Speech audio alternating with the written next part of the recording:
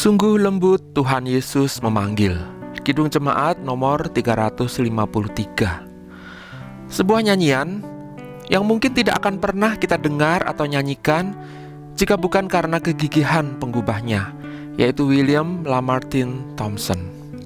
Thompson lahir di East Liverpool, Ohio pada tanggal 7 November 1847 sebagai anak bungsu dari 7 bersaudara, anak dari Josiah Thompson, seorang pedagang, pengusaha, dan bankir yang cukup sukses, dan juga pernah menjabat sebagai anggota dewan di negara bagian Ohio. Sejak usia muda, Thompson telah menunjukkan minat dan bakatnya dalam bidang musik. Lagu pertamanya digubah pada waktu ia masih berusia 16 tahun, dan 10 tahun kemudian, ia menciptakan sebuah lagu yang begitu populer di seluruh negara bagian dan mendatangkan keuntungan sangat besar baginya. Untuk memperkenalkan lagu-lagu ciptaannya, ia berkeliling Ohio dengan membawa piano di atas kereta kuda dan mengadakan konser dimanapun ia berada, hingga ia dijuluki Bard of Ohio atau penyair dari Ohio. Pada awalnya, ketertarikannya hanya pada musik dan nyanyian sekuler. Namun, setelah ia menghadiri salah satu kebaktian penginjilan Dwight L. Moody, ia bertekad untuk mendedikasikan kemampuannya untuk mengubah dan mengembangkan musik rohani. Setelah lulus dari college, ia melanjutkan pendidikannya di New England Conservatory of Music di Boston, dan kemudian belajar musik di Leipzig, Jerman.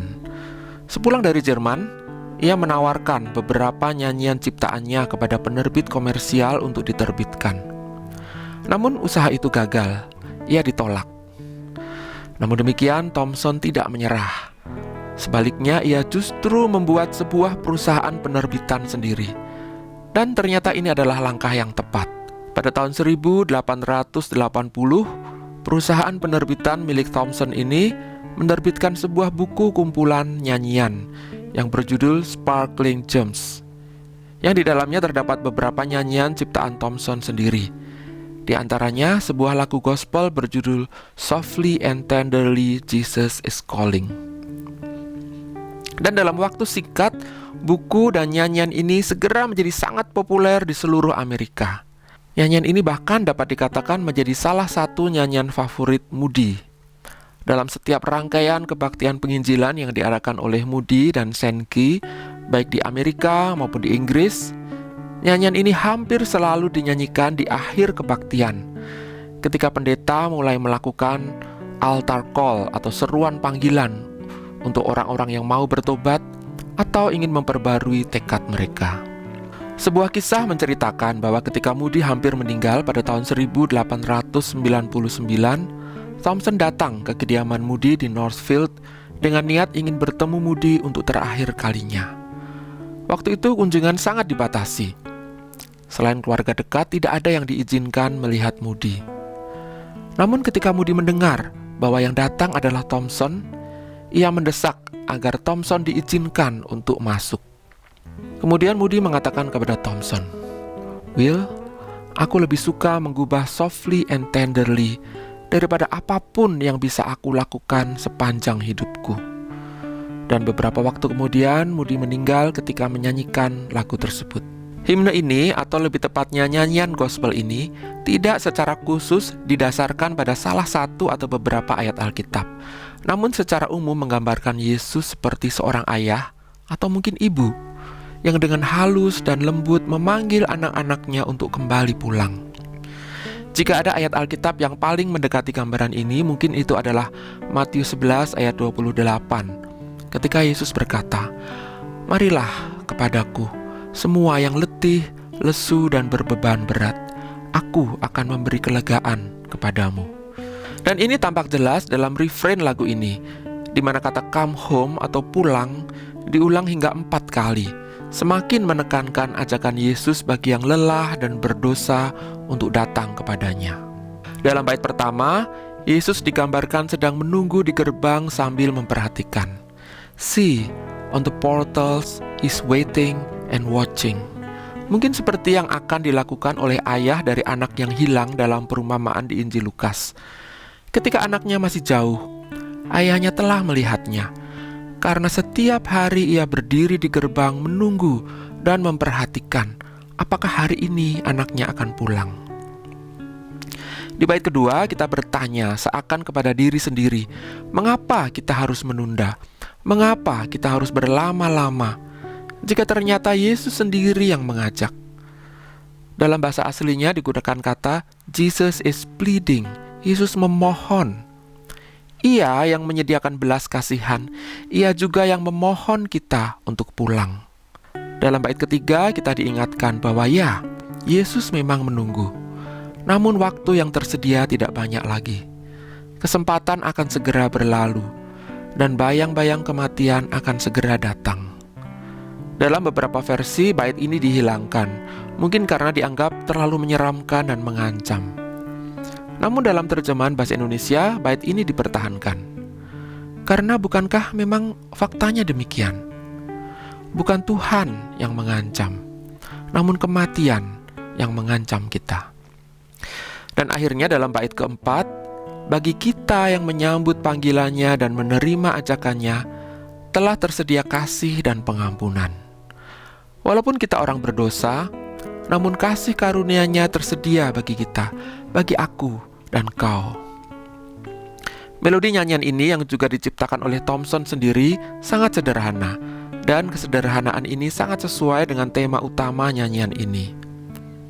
Bahkan pendeta Carlton Young dalam editorialnya menyebut nyanyian ini sebagai sebuah lullaby atau lagu pengantar tidur dalam tradisi himne gospel yang menggambarkan Yesus seperti seorang ibu yang dengan lembut mengayun dan menenangkan anaknya. Struktur nyanyian ini yaitu ketukan 6/8 dengan ayunannya yang khas juga semakin mendukung ide mengenai lagu pengantar tidur yang sederhana ini. Namun ada satu bagian di mana pola yang sederhana ini berubah, baik dari sisi melodi maupun ketukan. Dan ini menunjukkan kejeniusan Thompson dalam mengubah nyanyian ini. Di tengah-tengah refrain ketika teks mengatakan, "Hai mari datanglah, kau yang lelah, mari datanglah." Atau dalam bahasa aslinya, come home, you who are weary, come home."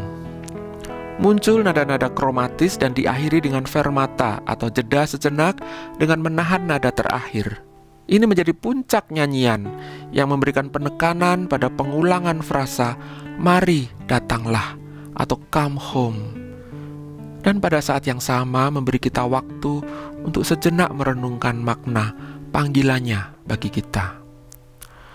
Sungguh lembut Tuhan Yesus memanggil aku dan kau. Lihatlah, Dia prihatin menunggu aku dan kau.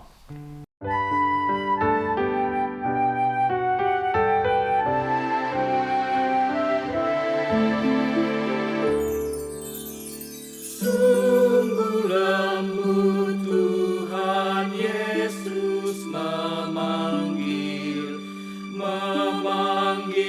aku dan kau.